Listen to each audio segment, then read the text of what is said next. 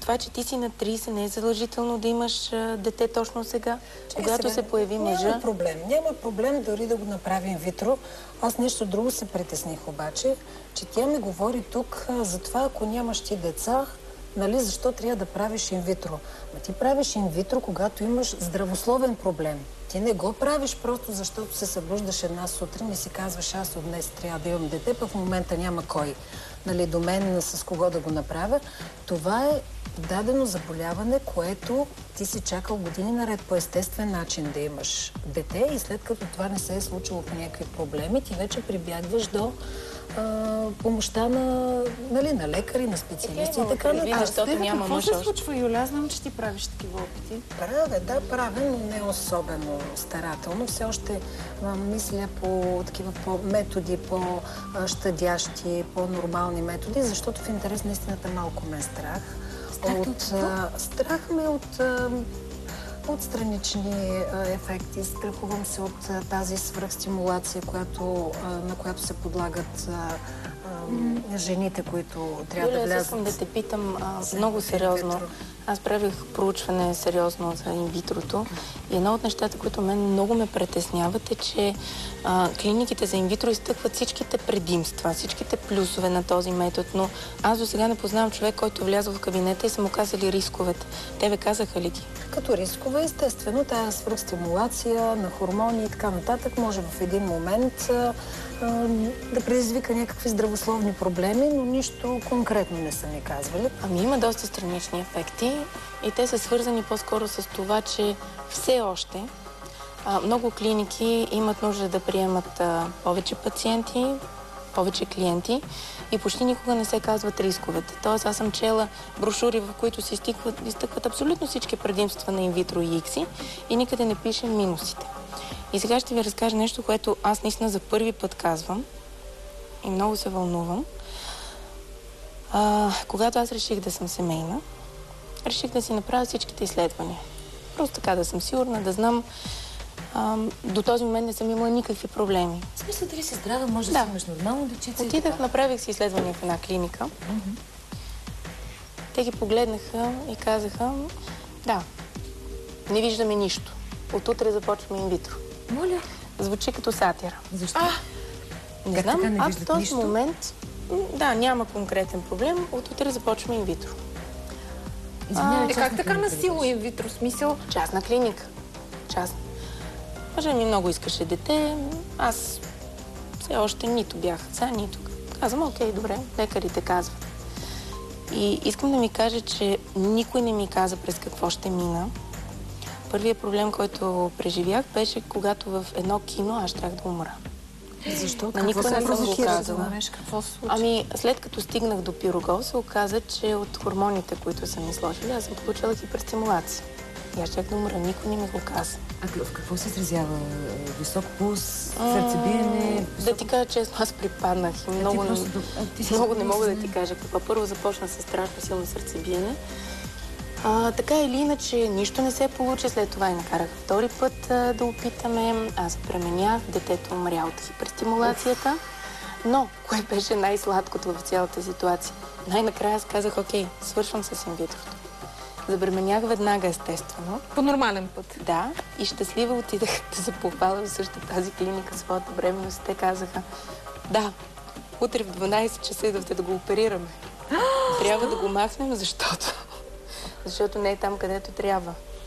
И аз отидах в още две клиники. Едната беше държавна. Видяхме на един апарат, който беше на 50 години, предполагам, и казаха, това е една перфектна бременност. И с това се посветих и 3 години аз правих изследване за това какво се казва и какво не се казва на хората.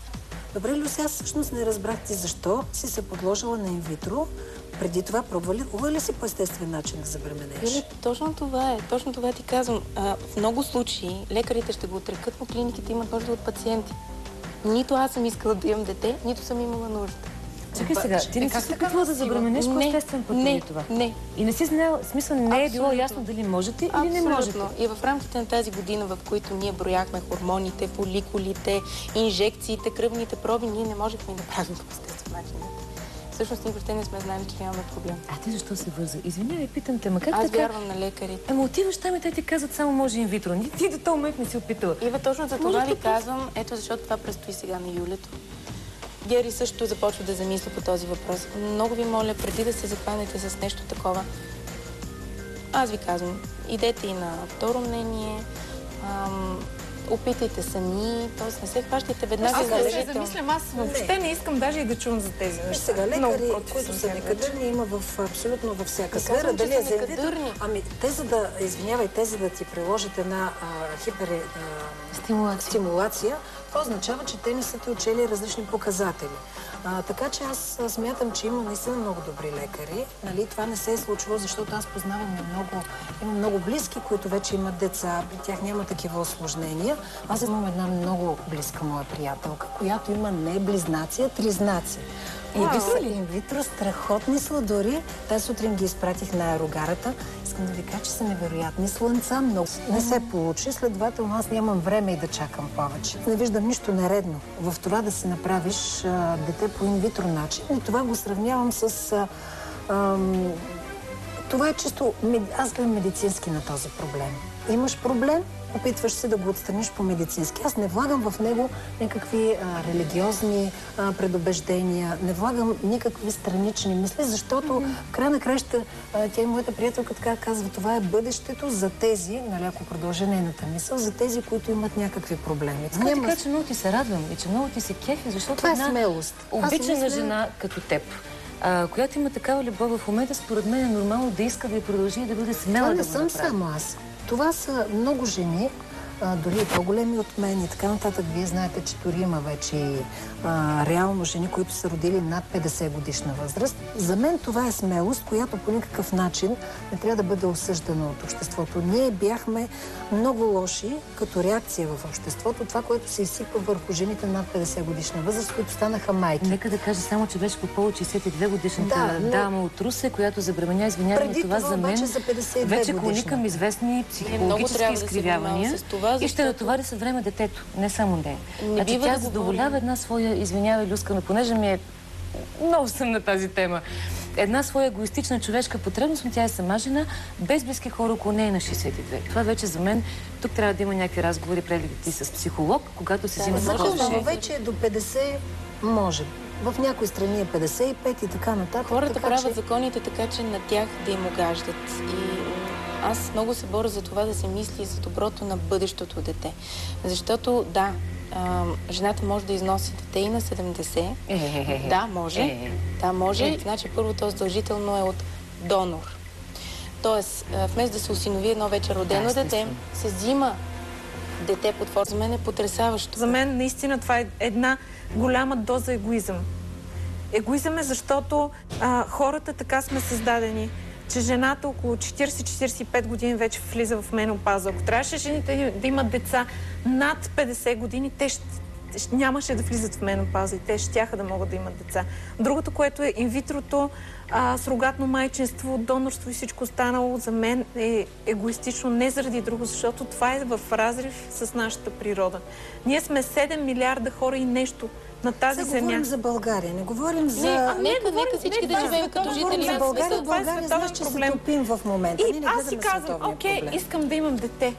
Ами, ако всеки тръгне да прави инвитро и всеки роди по 4-5 деца, смисъл, дай Боже в България, дай Боже да се случи, Гери. Ама не, виж колко деца малко вече. Младите хора наистина мислят все повече като жители на света. Мисля си, че моята теза е такава, защото в крайна сметка ние сме родени от любов. Любовта, когато нашата майка и нашия баща са се обичали, тази духовна енергия отива на едно по-висше ниво. Оттам идва идеята за сътворението. Тогава душата избира в кое тяло, при кои родители да слезне. Разбирате ли? И цялото това нещо с това инвитро, тези лаборатории, сякаш, че ами в крайна сметка се обърква Божия план. Според мен така излиза, защото всичко това е една съвкупност от пътища, които си имат съдба. И ако тези деца инвитро продължават и това бъде нашето бъдеще, значи цялата еволюция и цялата идея на нашия създател ще бъде унищожена. Когато искаш да имаш наистина твое детенце, да го отгледаш, да почувстваш бременността във всичките етапи и така нататък, изведнъж вие се присещате за някакви други закони. Ами ако отричате медицината, отричайте абсолютно тогава във всичко я отричате. За нищо не се присещаме, но по принцип в медицината са открити много други неща. Открити са и биооръжията, и да не споменавам и други много. Ние не говорим за унищожаване, говорим за създаване. Нека да създаване и продължаване на човешкия род. Ние в момента не говорим да унищожаваме по какъв начин може да унищожим човешкия род, а по какъв начин ние да продължаваме и да подобряваме качеството на живота. Ние не сме срещу инвитрото. Поне аз не съм. Чувам от вас, просто това разбирам. Ти защо мислиш, че аз съм срещу инвитрото? Какво казах да те убеди? Не, аз не смятам, че ти си срещу инвитрото. Аз може би съм се подвела тук от общият разговор, но категорично искам да кажа, че аз съм единствено, ако имам някакво съмнение, все още, това е само дали и до каква степен трябва да бъде разрешено сурогатното майчинство, за да не се получи такъв случай, в който жените просто от прищявка да желаят това да го правят. Нали? Ако имат някакви здравословни проблеми, да. Категорично съм за. Но не искам и мен да ме разбирате погрешно, защото аз не съм срещу инвитрото. Аз го подкрепям в случаи, в които, да речем, има жени с запушни тръби, и мъжа, и жената, те са здрави. Единството, което им пречи, е чисто анатомично да няма дете. Тогава аз го подкрепям. Но има случаи, в които просто не е добре, когато жената е прекалено възрастна и ражда чуждо дете, вместо да го осинови, или когато има генетична увреденост и ти не предупредиш един родител. Люска, чуждо дете също е... осиновеното дете също е чуждо. Аз за това не мога да разбера какво толкова му говоря на това донорство. При положение, че когато ти вземеш един чисто чужд генетичен материал от дом и дадеш любовта си и продолееш неговата травма и го заобичаш въпреки всичко това, което той има за гърба си, тогава ти си много велик. Но когато направиш едно донорство, това много пък се критикува. Аз не говоря за криминалния момент. Аз ще ти кажа, аз защо мисля така. Въобще не го критикувам. Аз лично мисля, че когато има страшно много, особено в България, деца, които има нужда да бъдат осиновени, те всяка нощ заспиват с молитвата за мама и татко. Не е нужно да се произвежда допълнително още един човек на фона на 7 милиарда. Аз съм много за. Ти гледаш на децата в България, като е някаква Сергия. Защото в момента това, което казваш, ама то така излиза, като Сергия се сини очи, руса коса, атлетично тяло. Човек да осинови на сила. Ако той не иска да осинови, ако не може да се преодолее, ти не може да му кажеш, нямай собствено дете, иди да осиновиш. Той ще отиде, ще се измъчи, ще го върне и детето ще има двойна травма. Ме попита за мнение. Може ли да си го доизкажа? Прекъсвам те само, защото в момента говориш за децата като за един брой, на които са някаква Сергия. И ти ще взимаш или от дом, или моля, поръчайте си от донор. Извинете, но това не е така. Момичета няма нищо общо, значи осиновяването на деца без родители няма нищо общо с желанието да имаш дали със собствен генетичен или с чуж генетичен материал да имаш дете. Не смесвайте. Ти можеш да осиновиш едно дете, ако в момент си хареса, си видял, срещнал си, обикнал си някакво дете, можеш да го осиновиш. Но нищо не ти пречи ти да изпиташ тази... Нищо не ти пречи биологично да износиш детето на всеки. Защото имаш нужда да почувстваш майчинство. Нищо не ти пречи. Освен едно. Когато ти износваш чуждият ембрион, това е чуждо дете. То се износва само по една единствена причина. Една жена иска да се чувства бременна. Но това е минус за детето, защото нека да завърша. Добре. Аз имам аргумент, чакай сега. Аз веднага. Аз съм после. Добре. Да не слушам. Люска си. Хора, нека и аз да завърша. Моля ви, защото това ми е много емоционална тема. Честно ви казвам. Не слушаме. Добре, честно ви казвам, много ми е емоционална тази тема. А на всички бе Люска емоционална.